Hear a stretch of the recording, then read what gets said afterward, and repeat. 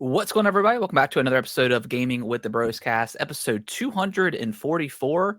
I did realize that last week I did say 244 and it was actually 243. I caught that in the post edit. So, but hey, you know what? Out of 244 episodes, and I've only made one mistake. I've only botched the intro one time. It's all right. Yeah, man, you've done it perfect. Only once. Time. Do you think? Yeah, absolutely no stuttering. It's just been perfect. Do you think there have been other miscounts, or are we lined up? No, because usually, like I've got all of our episodes saved onto a USB drive. So every time I edit the audio version, I obviously increase the number by 1, and then I put it down. So like I've got a list of everything, except for like some of the spoiler casts and stuff like that. How big is that USB drive? I don't know. It's got to be a pretty big one. It must. Yeah, I'm not sure. So, but yeah, my name is Harrison. I am joined by my brother Nick, as always. Speaking of spoiler cast, Nick, should we do a Silent Hill 2 one, or is it kind of late? I guess we don't really need to. I mean, it's a 20-something-year-old game. It's a pretty old game. Yeah. Maybe I was thinking about that the other day, and I was like, man, we probably should have done that like right after we finished it. But it's all good. I think we've gushed enough about it. So yeah, it's okay. Yeah, I think it's okay. It's too far gone now. Yeah, but we both loved it. To speak to it a little bit. Yeah. Fantastic. But yeah, we are I guess hot off the heels of the Game Awards on Thursday. It was a lot of fun. We'll talk about the announcements here in a little bit. But I thought it was great. We always have a good time whether the show is bad or not. But you know, outside of some pacing issues, where like it was heavily fronted with some really good announcements, and then it was kind of like 45 minutes to an hour of just random commercials and stuff. Yeah. Advertisements, and like some of the announcements weren't like super crazy, but we got a lot of good stuff. Jeff, I think he addressed the kind of the industry. He poked fun of himself with like the Muppets, telling jokes. So I thought the show was really, really good. It was solid. Yeah. I think using the Muppets to kind of speak to the audience a little bit more about wrongdoings of the past for previous Game Awards.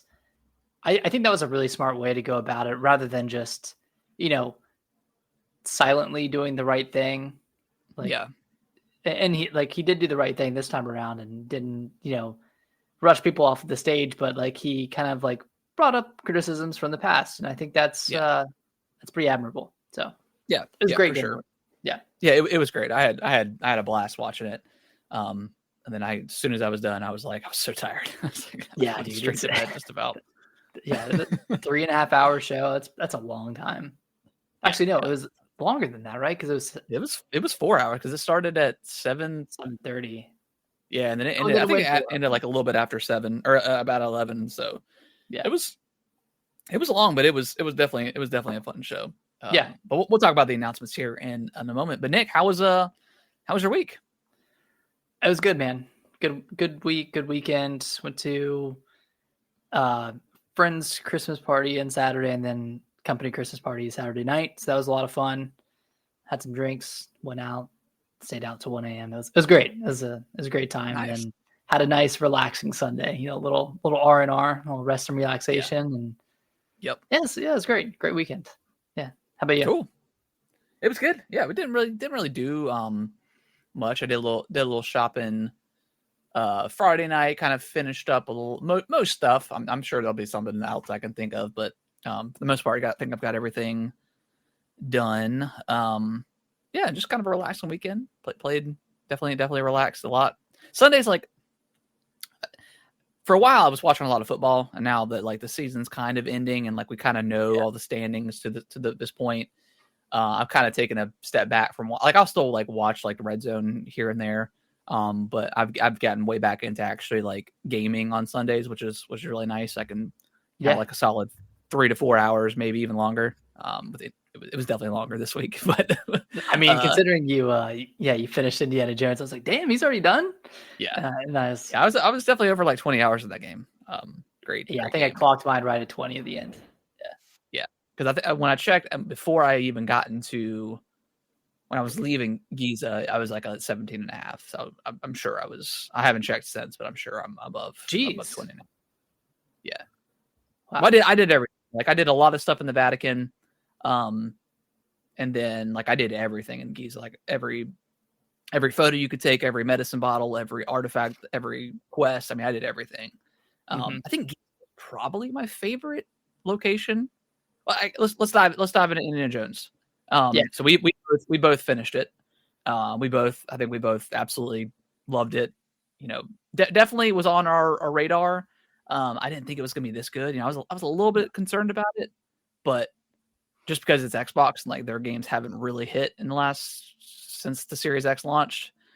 So wow, 4 years of mediocre games. Yeah, they've had some good ones, stuff. But I was a little concerned about this one. But yeah, this game is absolutely incredible. If you have Game Pass, couldn't recommend it more. And if you're waiting for PlayStation, definitely pick it up when it comes to PlayStation in the spring, because I definitely think it's definitely worth it. And it's a meaty game. I mean, like I said, I haven't done everything, and I'm 20 plus hours into the game, so it's definitely got a lot of bang for its buck, I guess. It definitely does. You could definitely mainline it if you wanted to and finish it in probably 10 to 12 hours. Oh yeah. But obviously there's a handful of kind of open zone areas with a lot of side quests and a lot of mysteries to uncover. And I mean that's kind of like the meat of the game, right? Is going around and coming across these enemy factions and finding out how you're gonna take on the Nazis, whether you're gonna go in stealth or whether you're gonna pick up a gun and go in guns blazing. I mean, I know it's getting a lot of comparisons to Dishonored and Chronicles of Riddick. I don't feel like I've ever played a game like this. You know, Dishonored is way focused on stealth. This one is too, to a degree, but I feel like I've done more, like way more fighting than I have stealthily creeping around. Yeah, I mean it doesn't, it kind of lets you just play however you want. Like it's not you know, it's not, you don't get punished for getting caught, right? Like you can sneak up on a guy, hit him with your shovel or whatever the heck you have in your hand. And then if you get caught, I mean, it's whatever. Like you can either fight the enemies and go through an all out punching spree. And then there was one part, I was in the Vatican, and like, you know, after you walk outside of like the monastery, there's like that big area where they're kind of building the stage and like they have all the tents and stuff like that.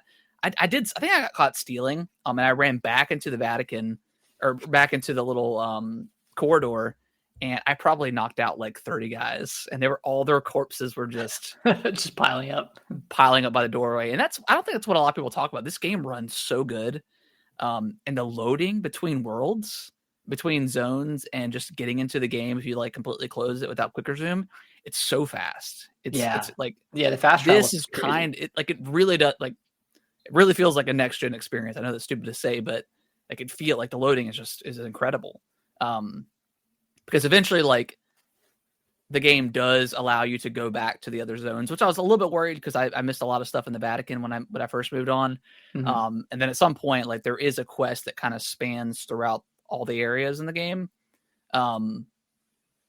It kind of makes no sense on why you can revisit the areas, because there's not like an airship or something you have, but the game's just like, screw it. It's whatever. You can go back. Whatever. And then it just loads you back. And then I thought I tried to cheat the system because I went back to the Vatican and I did a few things. And then I was in this underground area and I was like, wow, I don't really feel like climbing out again. Let me warp to like a new area and then come back and maybe it'll reload me somewhere else. But no, it reloaded me right exactly where I left off in the Vatican area. So it does save wherever you leave, which is really cool. So it like creates multiple kind of save points across the different levels. That being said, I did go back to the Vatican area to try to do that one mission that was locked, and it was still not working. So I don't know what's up with that. Dang. Maybe they'll, maybe. And I've got the newest update, so I don't know if they're gonna push out a new one or something. I'm sure I'm not the only one that's happened to, but yeah, that was a little frustrating because I definitely wanted to see that mission through. But yeah, I mean, this game, I mean, we talked about it last week, but I mean, I think it just kind of the perfect game for Indiana Jones. It captures the nature of those movies. And once you kind of get it, it is kind of like story wise, it is a little bit slow going through the Vatican and Giza, especially if you're doing all the side missions. But once you get out of Giza, like it really ramps up story wise. Oh my God. It's awesome. Yeah. It's like breakneck speed once you get out of Giza. Yeah. I loved the story. Loved where it went. I loved the big bad. I think he was a really great villain. Man, like everything about this game I enjoyed. And it's an easy excuse because, this is like a globetrotting adventure. So it's spanning across, multiple countries, but all all the different areas you go to are so varied, right? Like you start really off cool. at the Vatican and then you go to Giza and then I won't spoil it from there, but you go to other countries and other locations that are very diverse, very sprawling, and it's really cool. Yeah, I think each area stands on its own very well. Yeah, and I think the Vatican ended up being my least favorite area, only because I think traversing like through the Vatican was a little bit cumbersome because I sometimes I would get kind of lost up in this building. Sometimes I just couldn't figure out where to go. Yeah. I think Giza's probably my favorite just because it is so open and it's so easy to navigate, and it's really easy to read the map and figure out where you're going to go to get all the collectibles and stuff. But I really do like the kind of the last area. So the game's split up into like 3 main open zone areas, and then there's linear kind of missions spread out between those. So the pacing I think is really good.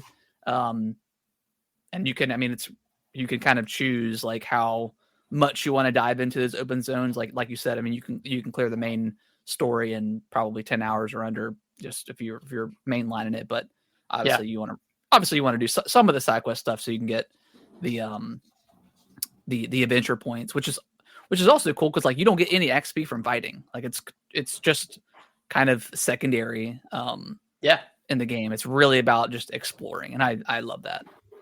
Yeah, and exploration is pretty rewarding too because you'll either find something you can take a picture of, or you get adventure points, or you can get the booklets that are like pretty much like stat boosters or ability unlocks. Like it's like getting new abilities, and you spend your adventure points on those, so you can get an upgrade where your one-handed weapons do more damage, or your punches are stronger, you have more stamina, that kind of stuff.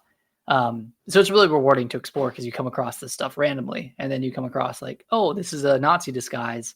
I can put this on and wear it into enemy encampments and avoid getting caught with this disguise on. So there's a lot of rewards for exploring. And in the last open area, I like that one a lot because there's a lot of temples. Yeah. And that I haven't watched many of the Indiana Jones movies, but it felt very Indiana Jones in that regard. For sure. It felt very Tomb Raider, where there's like temples and traps and kind of that those mysteries to solve. So that area specifically felt very cool.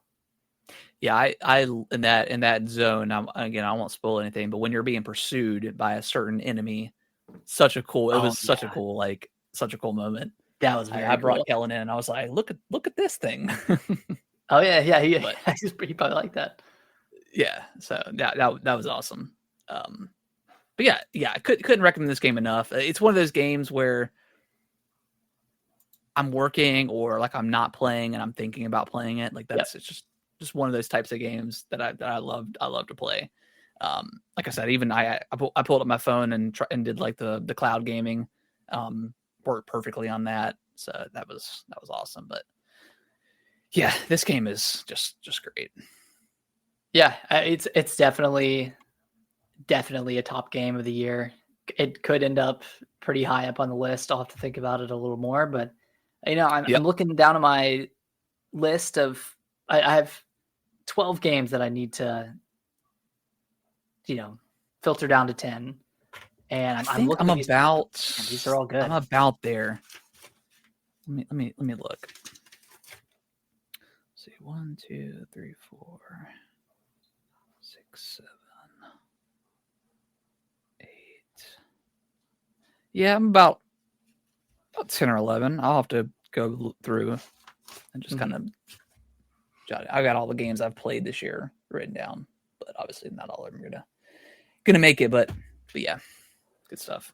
Yeah, looking forward to this top 10 discussion because you and I have played a lot of different games. We've loved a lot of the same games, but I feel like we've gravitated more towards other ones too. So it's going to be it might be a. We always list. say it's going to be diverse, and then it's kind of the same, but just kind of in different orders. But I think this year really could be a pretty diverse list between the two of us. So I think so. I'm definitely excited to talk about that, and I think we're going to do it in person next week. We discussed before the podcast, so that should be pretty exciting.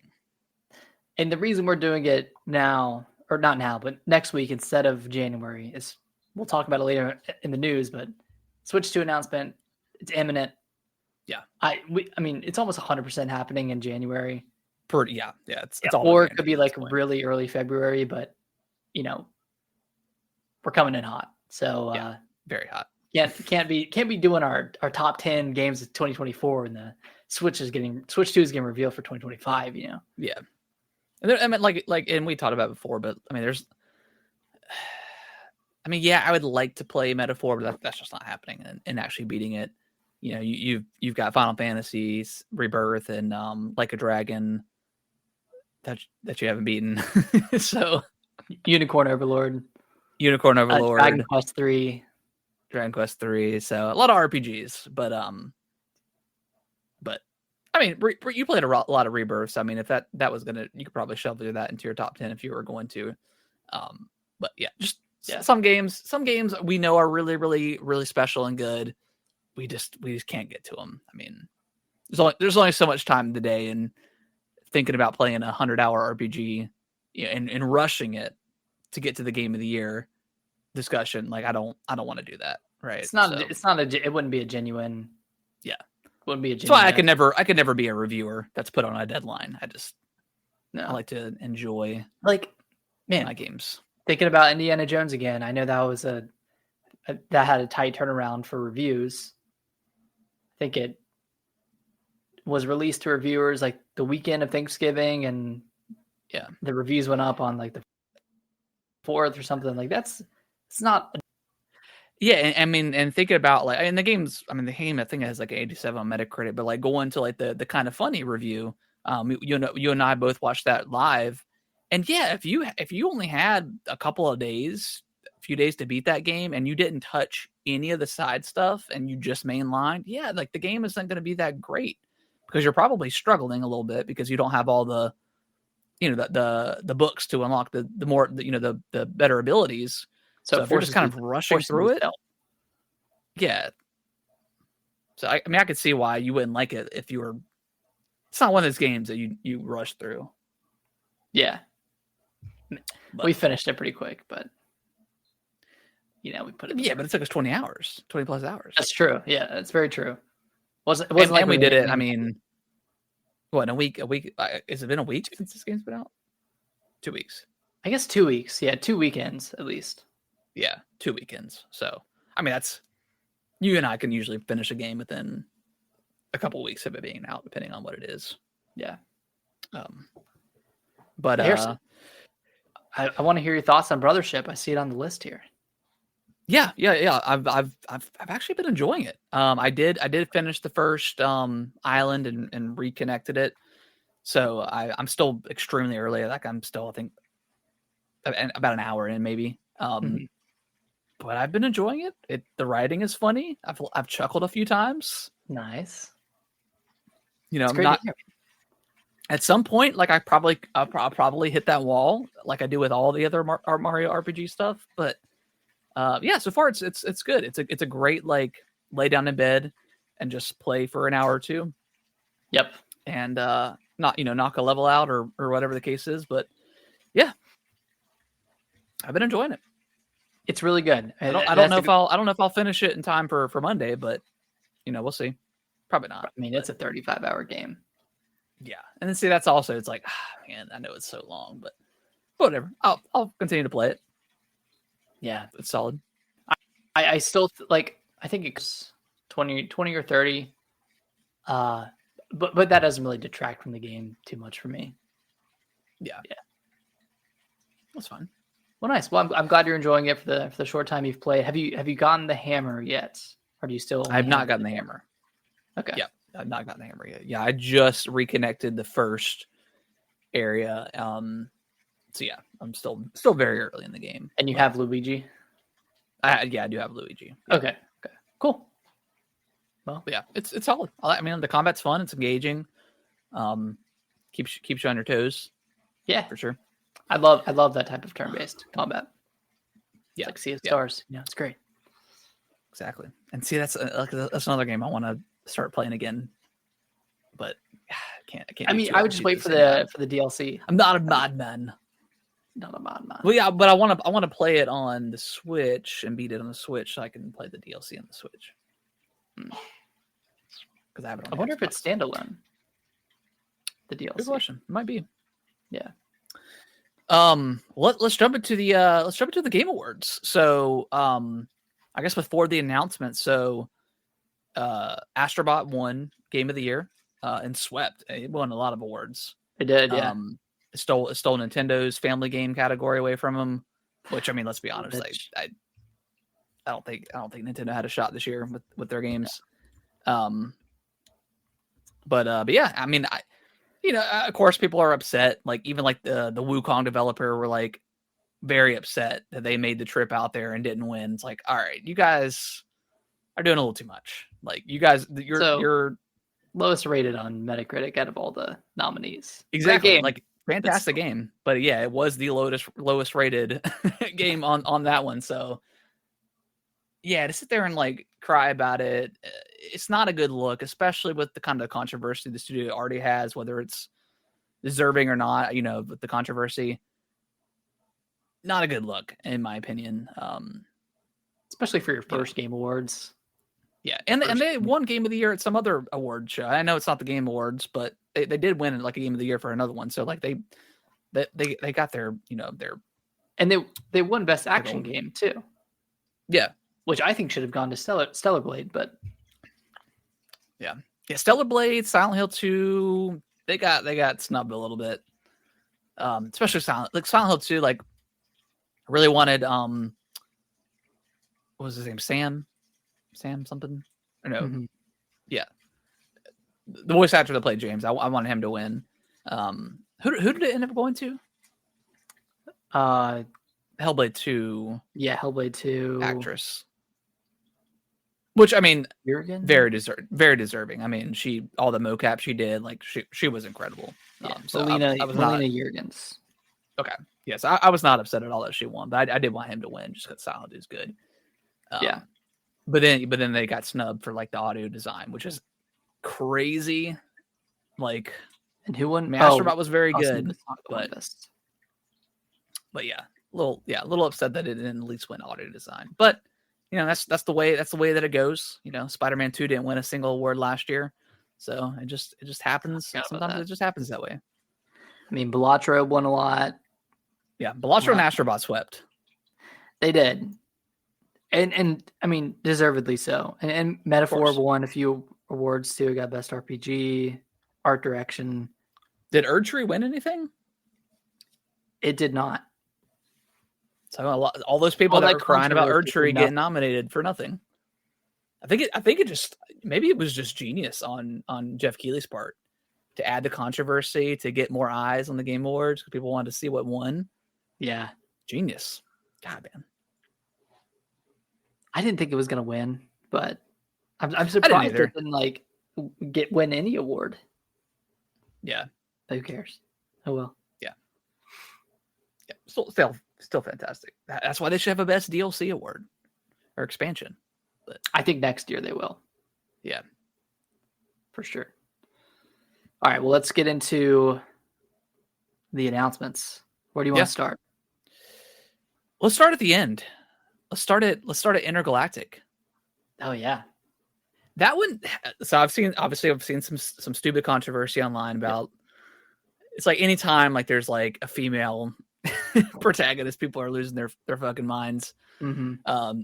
I was like, you realize that we got 4 Uncharted games of a white, dude, a straight white male. Like, we've already gotten that game, it's not like if you want the game, just go play that game.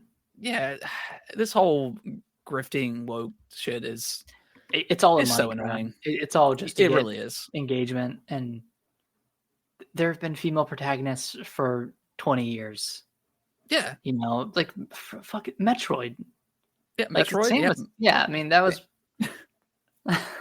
Samus, Lara Croft. I mean, Jesus Christ, like, it's real. It's real annoying. I mean, y'all weren't mad when Stellar Blade had the female protagonist, you fucking gooners. Well, that one's going against the agenda, man. Yeah, God. Yeah, they did a patch that covered up her boobs, so we can't see her boobs as much anymore. Oh my God, my dude, yeah. I remember that. They're trying to censor her, whatever. Yeah, anyways, I mean, it's Naughty Dog, man. Like, come on. Like, all their games are fantastic, so we know this game is going to be, I mean, hopefully it's going to be good, but we shouldn't discredit them. We know it's going to be a solid game. I mean, the only thing that you can really say is, like, it was a little bit ad heavy with Porsche and, all that stuff was a little strange. But what were you saying? I was just saying it looked a little bit Marvel-y. Yeah. Like a little like Guardians of the Galaxy. I'm like so like since Concord, I'm like worried about like this kind of game, like these like space travel, like ragtag group of people type of games. Like I just don't know how well it's gonna resonate. I mean, as long as the gameplay is good, it's fine. But I mean, and like I wasn't like types of games. I mean, even like the main protagonist, like she was very snarky and sassy. It's like, okay, like you're supposed to be like a bounty hunter. How I guess what's the phrase? How gritty, I guess, is this going to be? Is it going to be like a, like you said, like a Guardians of the Galaxy, like, making jokes every other line? Like, I don't want that. Yeah, like it's very like quippy. But I mean, who knows? Yeah, we don't know. But I mean, ultimately, great reveal. Very excited that they are stepping away from The Last of Us and doing something different. So I mean, as much as I think we love Naughty Dog, this is a big game for them to kind of prove themselves that they're not just a Last of Us studio. Because I mean, look, they've had, I mean, in the last 10 years, we've gotten The Last of Us. We got The Last of Us remastered on the PS4. We get The Last of Us Part 2. Uncharted 4. Part 2 remaster. Yeah, Uncharted 4. And Lost Legacy was also sprinkled in there as well. And then we got the PC port coming, all the the PC ports that happen. We've got a canceled Last of Us Factions game. Yeah. So I mean, I kind of feel like they have a lot to prove with this game. And also like budgets are kind of crazy out of control with Sony and their studios. So I think they do have a lot to prove. I don't think this is just like it's going to be a great because it's a Naughty Dog game. It's like, no, y'all have a little bit to prove because you've kind of given us nothing but Last of Us 2 or Last of Us in the last 10 years or so. So let's get a new franchise going. Hopefully it's really good. It looks like it's melee heavy, which is interesting.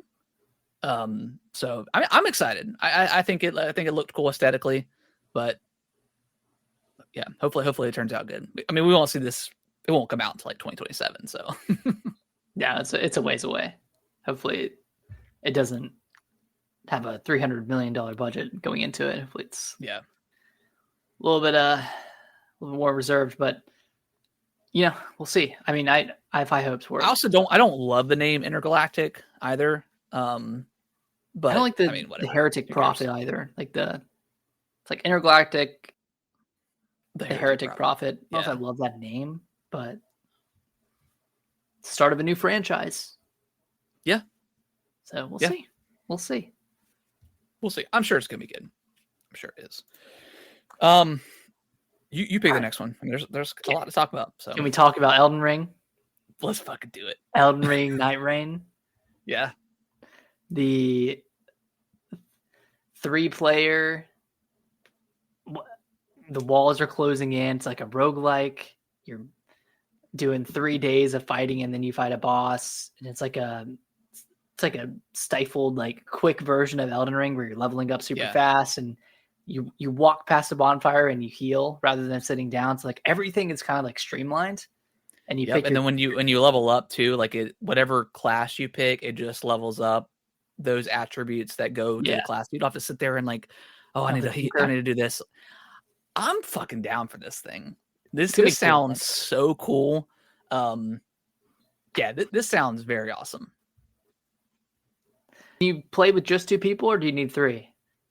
No, you can either do 1 player offline, or you have to do 3. There's no co-op, unfortunately. That's weird. I bet they'll change that or update that at some point. Yeah, because they would just have to adjust scaling. Yeah, and that's what they said. Like even like in the single, like if you play it by yourself, like it does get scaled down. Yeah. So yeah, three nights there. I mean, there is like it's a standalone game. Jeff was very pointed to.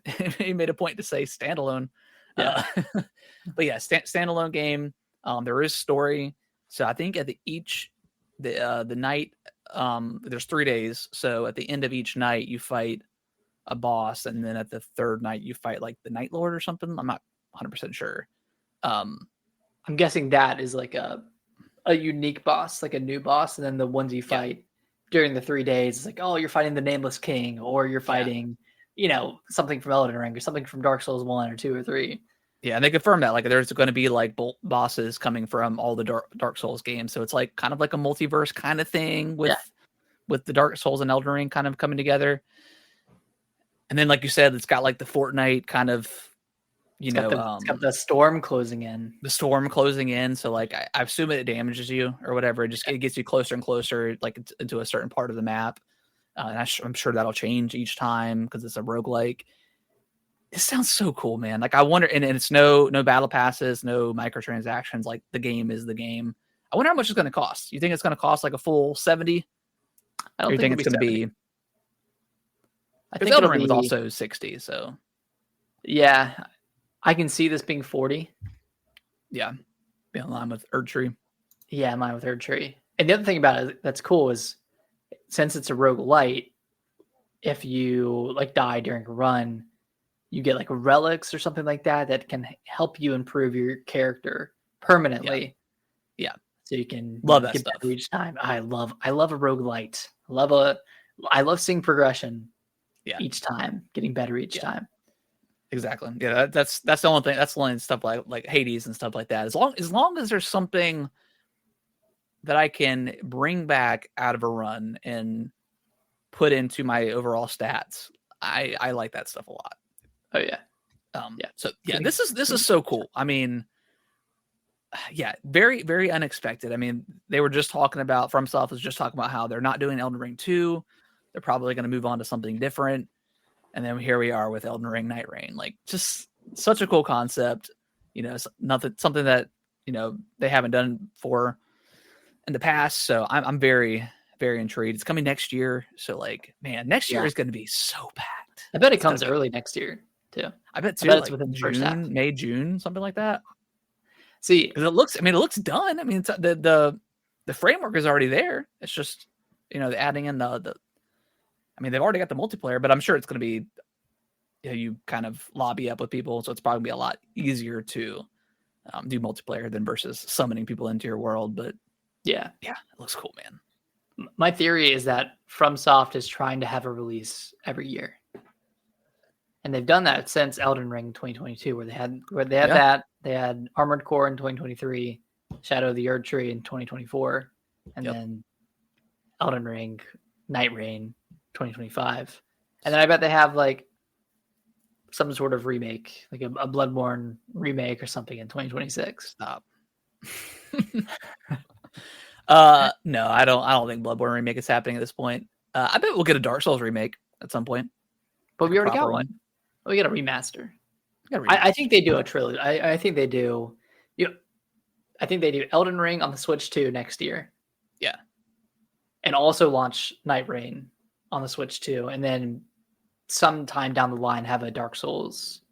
Yeah. Feed the Fire trilogy that has like 3 games.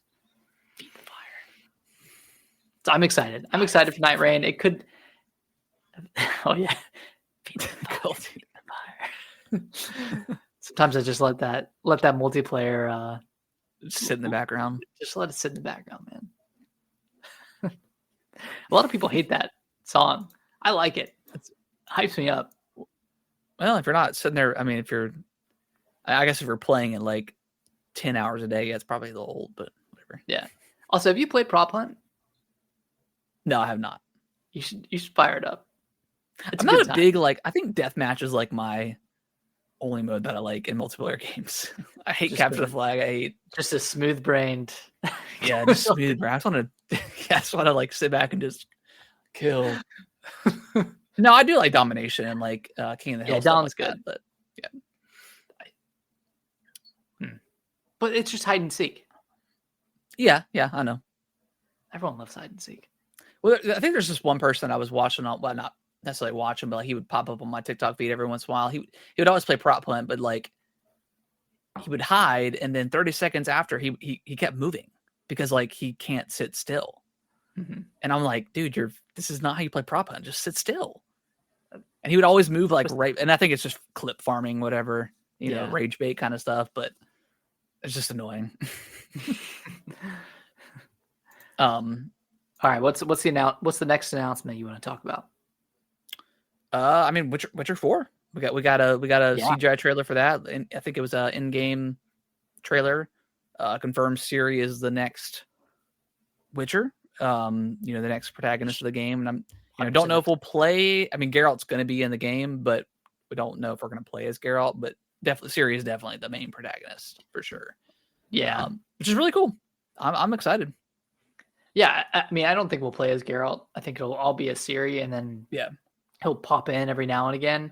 I hope he's not like relegated to an in-world NPC character that you can like walk up to and talk to, and kind of like, I don't know, it would just kind of feel like world shattering to have Geralt turned into a NPC with generic dialogue. Oh, hey, the weather's great outside.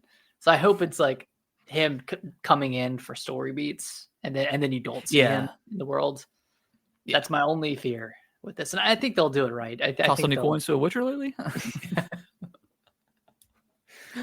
I agree. Yeah, that would be kind of weird to see. So I mean, this game's probably a ways away, but see, the trailer looked great.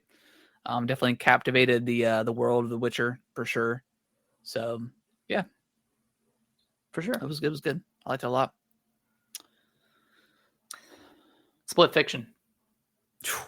It looks like It Takes Two, part 2. It's definitely like, out of all the games, like all the games look pretty different across the board.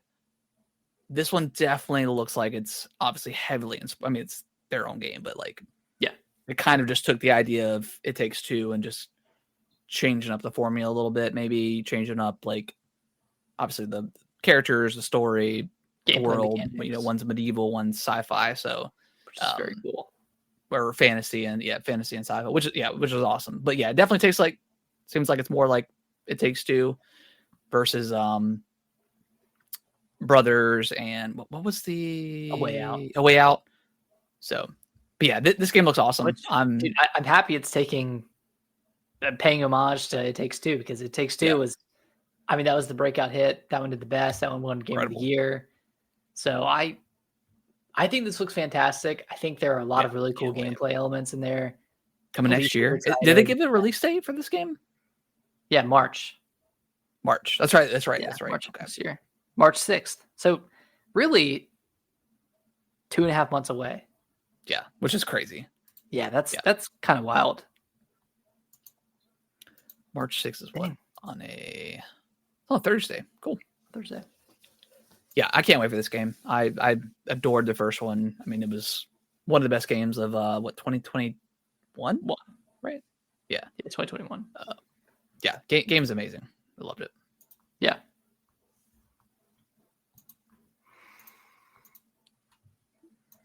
What else you got?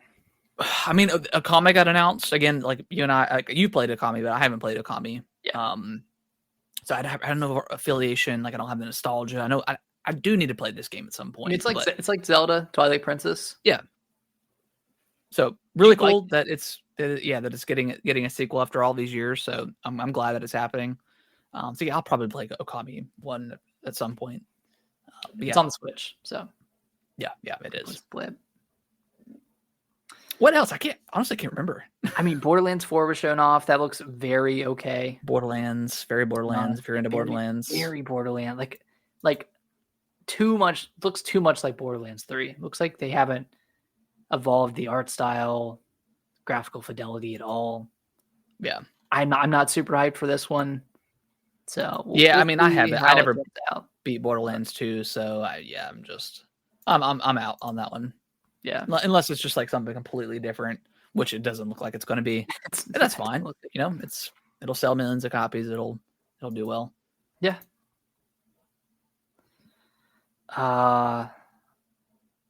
Let's see. A lot of people were hyped on Onimusha, Way of the Sword. Oh yeah. It's like an old like PS1, 2 game, right? Yeah, PS2. I mean, I never played it.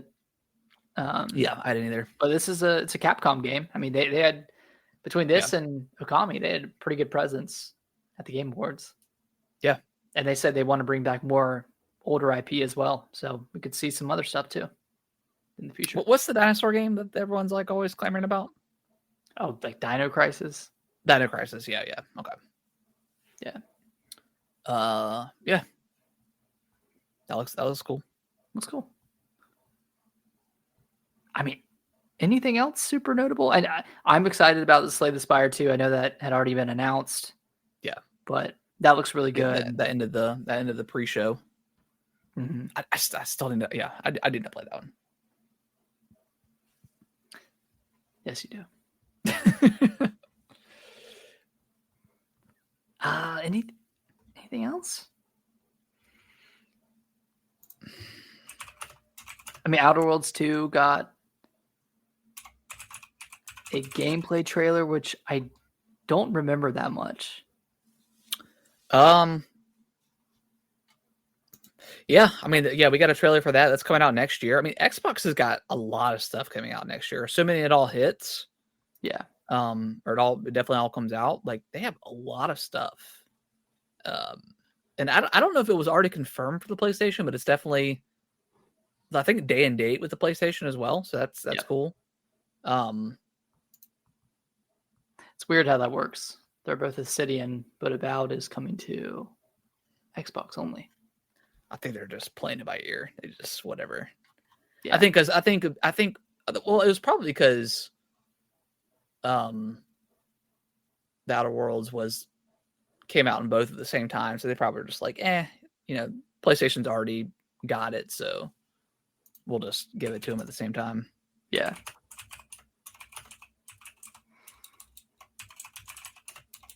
Gotta look at Mafia. That one looks good. I haven't played the other Mafia games, so I can't speak much to it, but yeah, same here. Could be a good one to check out. And that's 2K, right? So yeah, Mafia and Borderlands. That's coming out in the summer. So we know GTA 6 isn't coming out next summer. Not that it ever would. So I don't know. 2K could have a good year if all three of those games come out and do well. Yeah, I don't see that coming out. I think GTA 6 could get pushed. Yeah, I think it will. But we'll see. We talked about it earlier. Well, not this specific thing, but like just talking about how Jeff was kind of acknowledging the criticisms and about not talking about the industry. But that award they had, like the community award that he gave out to that one guy that was posting up, all the jobs that were available across the game industry. Him winning that award, that was really good. I like the moment a lot. Yeah, he really took a lot of criticism to heart this time around. Yeah. I think, him shining the light on that, kind of recognizing all the troubles in the industry and, shining light on someone who's doing a really good thing and helping a lot of people out. Yeah. That's really heartwarming. So I'm glad he did that. I mean, overall, like, really great show. I look at all the announcements here and not all of it speaks to me specifically, but there are a lot of big announcements in the showcase. So got to give it that. Oh, there's the have you watched any of Secret Level yet? No, not yet. Okay. There was the that Pac-Man game that got announced. Oh, that one looks sick. Based off of the Secret Level episode and for Pac-Man. Yeah, that one looks really cool.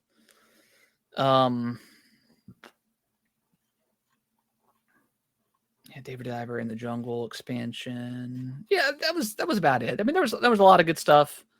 Some hit or miss depending on if you have any sort of nostalgia for some of that older stuff. But yeah. Overall, I think it was a great show. Definitely one of his best in I think a long time, for sure. Yeah. Should we talk about what wasn't there real quick? Just the glaring omissions that we'll probably never see. But the three that come to mind, one is obviously Silk Song. Yeah, that Silk Song lost its time. The game's cooked. Half-Life 3 was rumored to be there. That was probably. I thought that was for sure going to close the show, but that's always. To be fair, that's always rumored to be there. Yeah, but yeah. And then I feel like there was so much leading up to a potential Bloodborne, either PC release or PS5 remaster or both. Yeah. And obviously nothing happened. So I think if I don't know, whatever the next PlayStation, I guess their next state of play, that's like their, or is it PlayStation Showcase? Whatever, like their, I think it's the showcase. Whatever their next big showcase is, if Bloodborne isn't there, then it's not happening. Mm-hmm. Is my opinion. Yeah, sad, but we need it, man. Like we really do need that game remastered, at least remastered. Like at least it's 60 frames. Just up the resolution. Yeah. But whatever. Probably not going to happen at this point, but we'll see. So yeah, that was a bummer for sure. But yeah, I guess we'll briefly talk about Elden Ring. So we talked about it already. It has outsold the entire Dark Souls franchise, which you tweeted about, and it's like, that's why they're making this. This multiplayer kind of standalone game just to kind of, continue on the positive buzz about Elden Ring. Milk it a little bit, but it's going to be good. So this comes from I'm reading the story from IGN. So From Software, Titan Elden Ring has now also the entire Dark Souls franchise thanks to sales boost seemingly spurred by the expansion. Now Bandai Namco announced the open world role-playing game has now sold 28.6 million units. Jesus. Up 3.6 million from 25 million revealed in June. And it's outsold the Dark Souls series, which is at 27 million. So wow, just massive numbers. That's more than. Is that more than Breath of the Wild? I think Breath of the Wild is either at 29 and some change, or is at 30 million. Okay. So yeah, I mean. 7 years. Yeah. So two years on the market, pretty much. It's 2.5 years. That's crazy. That's also a lot. Yeah. FromSoft has definitely like catapulted like their studio. So like, which I want. Do we know how much Armored Core 6 sold? I know it's still a pretty niche game. I think it was I still think it's still sold the most in Armored Core sales history. So, since its release in August last, Armored Core has managed to amass 3 million sales. Nice. That was as of July 26. So pretty good, pretty good for a mech game. Mech games don't usually sell that well. And before Armored Core 6, the second highest selling Armored Core was Armored Core 2. with 790,000 copies That's sold. crazy. So it surpassed it. Yeah. By a long shot. Hell yeah. Cool. That game was amazing. Yeah, that's crazy. But I mean, Elden Ring is that good. I mean, people that haven't played it just don't get it, I think, is my opinion. And if you don't like those types of games, whatever. But like, yeah, it is just that good of a game. Yeah. Yeah, but Nick, let's talk about these Switch 2 leaks. It has been kind of insane. God, everything about the Switch is leaked except for the games that are coming out. Yeah. I mean, let me pull up. I'm gonna pull a picture real quick. Okay. This is from our favorite YouTuber, Nintendo Prime. But this is kind of what it looks like. So I don't know if there's going to be two different variants of colors. I'm not sure exactly where that comes from. But I mean, it's pretty much a slightly bigger. I mean, obviously we knew kind of like it's going to be an 8-inch screen. So slightly bigger than the Switch, but I mean, it's pretty like, it's pretty big compared to the original OLED, or at least to the OLED. And then compared to the regular Switch, it's pretty big. I mean, God, yeah, compared to the original Switch with those big ass bezels, that screen was tiny on that thing. Do what? I said the screen on the original Switch was tiny compared to like the bezels were insane on that thing. Yeah. I did like this one. I don't know how true this one is or not. This I think this is kind of the original like picture that came out was like this. Yeah. And this is all from from accessory kind of companies. So they've already gotten either a hold of probably not the actual unit itself, but like probably like a I think they have specs. I think they have specs dimensions. Yeah, so they can then do their own like kind of 3D print and kind of give us stuff. But this one, it's like a silicone sleeve, so that's why it's like this weird kind of bluish color. But that's what originally came out. This one says the C. This guy said the C button stands for connect. If it lets you connect to the TV wirelessly, allowing the Switch 2 to act like a Wii U gamepad. In other words, the Switch 2 will have two screens in one. That's why it's called 2. This also means DS and 3DS games are possible. Source, I made it up. Man, you had me in the first half. But yeah, this is kind of what the dock is going to look like right here, maybe potentially. Obviously, none of this is concrete. But is the dock based off of any specific dimensions, or is that speculative? I think it's based off of some dimensions. Okay, all right, that'd be cool. Yeah, you can display random stuff on it like that. So it says this is come from Deck Wizard on Twitter. 3 models at launch: gray, white, and MK9. I'm not sure what that means. January 2025 reveal. Mario Kart 9 is a launch title. Magnetic Joy-Cons, which has obviously been heavily rumored at this point. Hall effect sticks, which means no more stick drift, which I think it kind of has to be there at this point to avoid, they've had so much issues with stick drift. A curved dock design, which we're looking at right now. LCD screen, which you kind of already knew about. Bigger buttons. And then the game carts are the same, appears to be, as the Switch 1. Cool. So, yeah, a lot. Yeah, just been kind of crazy with kind of the leaks going up. I mean, hey, that's exciting. I'm ready. I'm ready now for Nintendo to officially announce it. I don't need to see any more Switch 2 mock-ups or leaks. We know it's going to be an iterative version of the Switch that, has an extra 7 years of power behind it, right? Like original Switch was based off of 2015 architecture. This one's going to be based off of probably 2023 architecture, 2023, 2024. Yeah. So it's going to have some power. It's going to be able to play those current gen games. We can kind of ascertain that from, the leaks and, all the rumors that we've seen. So I just want to see these first party Nintendo games. I want to see Elden Ring on there. I want to see some other cool stuff on there. Oh yeah. It's going to be crazy with all the third party support coming next year. I mean, there's going to be so many games. Like if you happen to not play into the Switch or didn't pick up a Switch, like or like maybe you only had a Switch and missed out on so many other third party stuff. Yeah, this is gonna be the perfect time for you because there's gonna be, like you said, Elden Ring. They'll probably port over Dark Souls. They'll probably bring over like the Star Wars games, like Jedi Survivor and what was the other one? Fallen Order, stuff like that. Yeah, it's gonna be so many games. So many games to play. I almost feel bad for indie games that are going to come out next year on the Switch too, because when the Switch 1 launched, obviously it didn't have a lot of third-party support. Indies kind of carried it. Yeah. Between all of Nintendo's releases, but carried it like in the first couple of years before third parties kind of got the whiff of the magic. Yeah, I mean, you had like your Snipper Clips and some other games like that. Snipper Clips. I know Shovel Knight came out day one on the Switch. Yep. That one did well.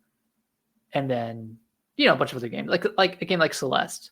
Whereas next year, you're going to be competing with all of these major AAA third-party games. I mean, every game that's come out in the last 3 or 4 years getting ported over within the first 6 months of the system. So there's going to be so much stuff to play on this thing. It's going to be awesome. But yeah, I don't need to see anything else until the reveal trailer. I'm good.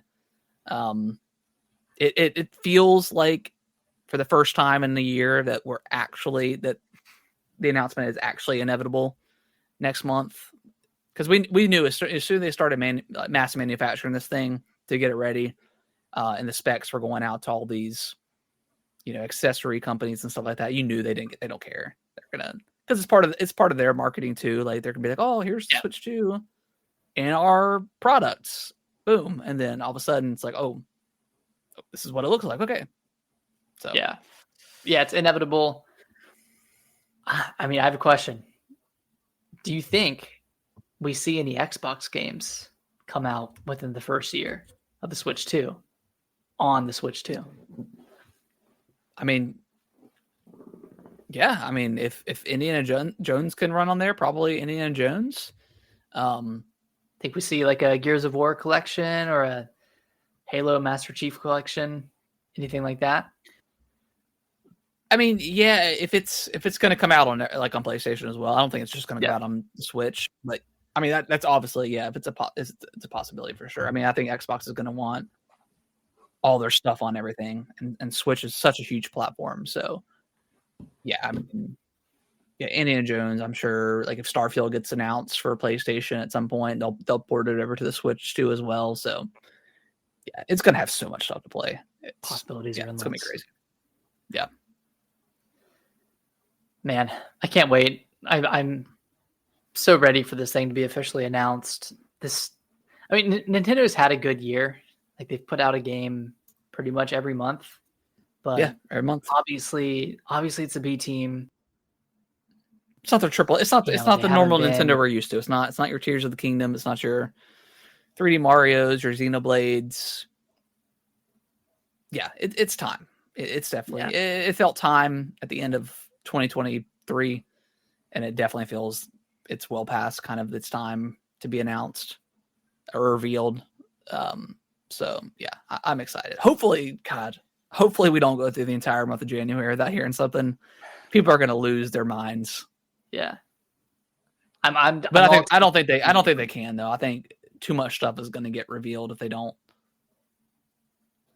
Yeah, they need to control the narrative and stuff like that. Not that it matters. I mean, Switch is still popular, but take advantage of. Eventually, somebody in a factory is going to snap a photo or take a video of the actual thing. So yeah, and I think once, like, you can't get to the point where your slate of games is also leaking. Like, it's okay for like, whatever. It's hardware. It looks like the Switch. It's not overly exciting just to see the model itself. But if we start hearing about the slate of games that are coming and those start getting leaked, that's when Nintendo would think, oh, we're kind of in trouble here. Like, we need to announce this thing already. Yep. I think it's coming. I think it'll be maybe not the first week just because of like New Year's and stuff like that. Yeah. But I think the second week of January is when we hear about it. When it gets revealed. And then, I don't know if it's going to be a March release. just because Xenoblade is March 20th. Mm-hmm. So I'm thinking maybe like May or June potentially it would be released. I mean, it could come out in March. Who knows? But I think May could be a good month. Yeah. We'll see. A lot of leaks though. The floodgates are open. They're open. I mean, who knows? Who knows what's going to happen next week? Yeah, I mean, it's only Monday. Who knows what happens tomorrow? Yeah. Yeah, it's gonna be crazy. I'm very excited. It's always exciting going into a year where new hardware is coming. Yeah. So and I feel like this one's the most exciting one in probably since the Switch launched because PS5 and Xbox Series X, like those were exciting going into 2020. But they just the launch games for both of those consoles weren't super great, so it wasn't mind blowing in any way.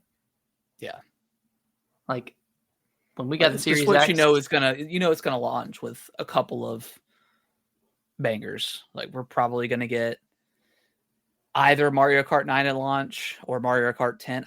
A lot of times companies skip 9 for whatever reason. Like I think Apple did that. Like I don't know if 9 is just like is that just like a negative number and like it feels like a stopgap. Yeah.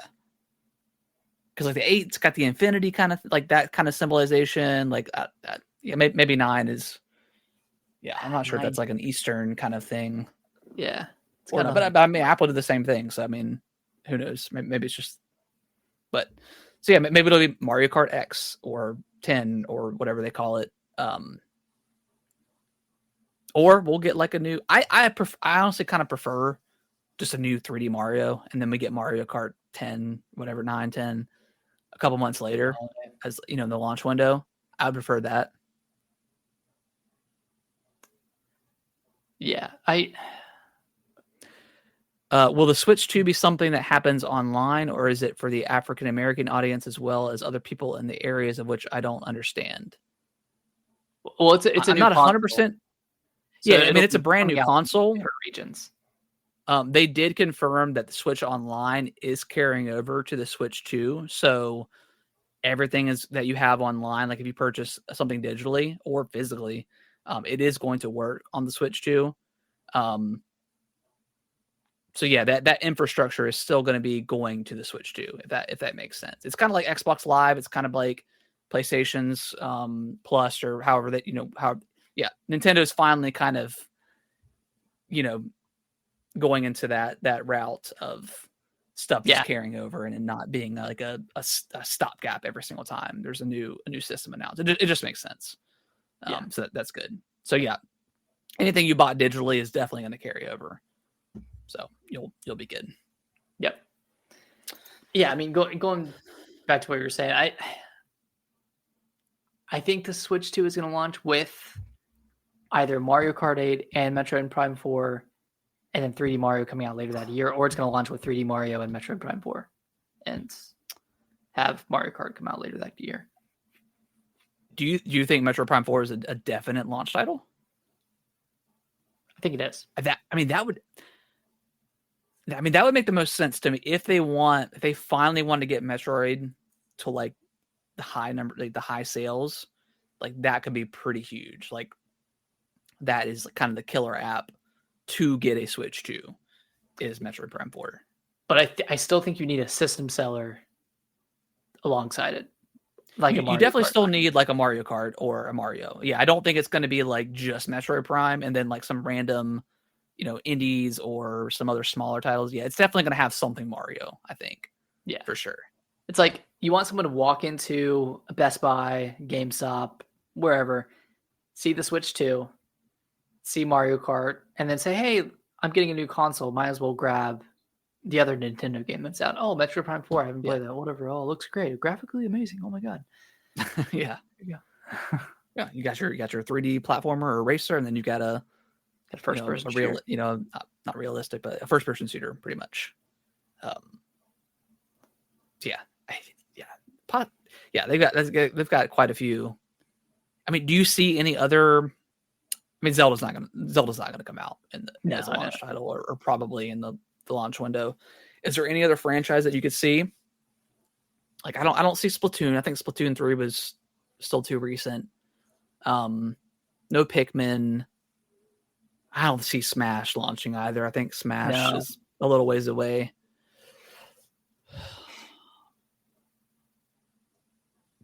Yeah, I'm trying to think. Donkey Kong, we're getting the remake or remaster in January, so probably nothing Donkey Kong related.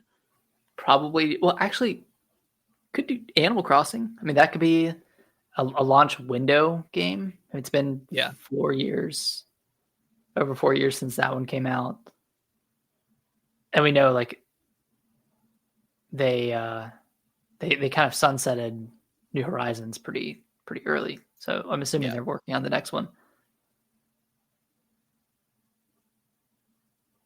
I mean, Fire Emblem. I mean, that's not a system seller, but that could be within like the launch year of the Switch 2. It's hard. Like, I know, like launch titles are obviously like a big thing and happen every single generation, but I don't know. It kind of feels like we're kind of past the days of there being multiple first party launch lineup games. You know what I mean? Like Xbox hasn't done it in forever. PlayStation. I mean, they had Spider-Man Miles Morales that was like the dual launch, and then they had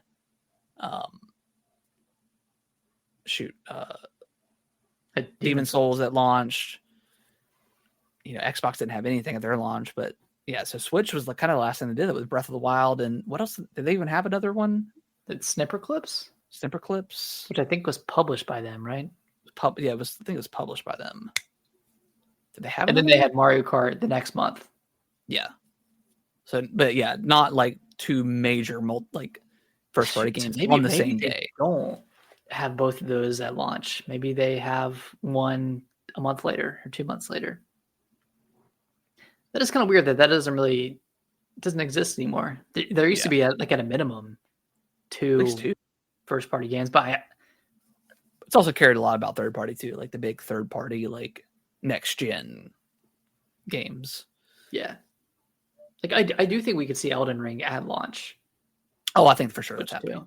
Yeah, it'll be the Elden Ring complete edition or whatever. Yeah, the DLC. Yeah, that could be huge.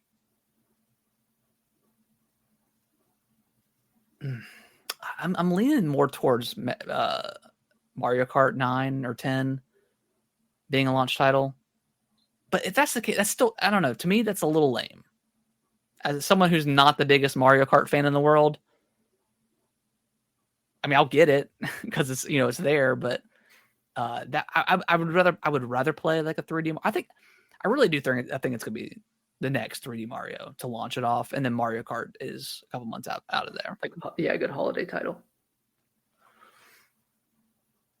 Do you think that the console will also be a console that is for Nintendo people, or something that others will want to try, like something for the African American audience? I mean, I think the Switch is for everyone. The Switch 1 is for any audience. It just depends on what kind of games you like to play. I mean, it's got any genre on there. So I think the Switch 2, I mean, it's going to have a lot of the current third-party games that are currently out. And then, all of Nintendo's first-party stuff, whether that's, a kart racer or a 3D platformer or a 2D side-scroller, adventure games, action games. I mean, I don't think it's aiming towards like a specific demographic of people. No, they want everybody to play. I mean, if you have a Switch and you've enjoyed the games that are on the Switch right now, I think your options are going to be even higher with the Switch 2 because it's going to have that power. Like we talked about before, every third-party company that's had all these games come out since the next gen consoles with PS5 and the Series consoles, all those games are going to be ported over. So like we think you're really going to get like the broadest of games to play on the Switch 2, plus the first party Nintendo games that everyone's really there for, but you have opportunity to play a bunch of games that if you only had a Switch, you could now play. Or if you want to play stuff like Elden Ring portably, like for the first time, if you didn't have, the ROG Ally or the whatever. So yeah. I mean, we don't know what games are going to come out on the Switch too, but you can assume. Yeah, I mean, Red Bear. We don't know. We don't know what's going to happen. We can only speculate, and we can only But I think Nintendo is going to have a good lineup to start the Switch off, start the Switch 2 off, and then I think it'll be carried by third party stuff that's being ported and new games that are going to be coming. Yeah, I think it's going to be a good time. Yeah, bigger Joy-Cons. They seem a little bit more better to hold, I guess, too. Yeah, in the Hall effect, if that's true. I've had multiple issues with Joy-Con drift. I know you probably have too as well. I know a lot of people have. Oh, so sure. yeah, bigger Switch, bigger screen, less bezels. A little bummed out that it's not going to have the OLED, according to the leaks. But I know, and I wish LCD it's going to be a 1080p LCD screen, so I think it'll look pretty good. I mean, that screen's going to look better than the Switch 1 screen did. Oh, yeah, that screen is pretty rough when you're in comparison to the at least to the OLED. Yeah, it's pretty rough looking. Yeah, I hope it has analog triggers, but probably not. Yeah, probably not. And this is their longest one. It's sold incredibly well. Some people, like I said, last year at the end of 2023, after Tears of the Kingdom came out, and it had its issues with performance. It's like, it's definitely time. Kind of bummed out that the newer third party stuff, it just can't run on Switch, right now. So it's nice for Nintendo to finally catch up to all that stuff. Yeah, and that's what I heard. Like the PlayStation Portal looks great with the screen, so I'm not worried about how it's going to look handheld. I mean, I play a lot of the Switch on the TV too, so I'm like 99% handheld for the Switch. I barely play it on the TV, so yeah, I don't think I've played the newest Zelda Echoes of Wisdom at all on the TV. I think it's been strictly handheld. Yeah, so, yeah. But and amiibos. That's another question too. We don't get a lot of amiibos anymore. And I've got a pretty. I don't think I have 100 amiibos, but I definitely have a lot.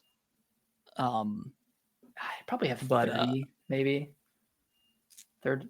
Yeah, I've got more than that. 40. I mean, you've got a ton. Yeah, I've got quite a few. But I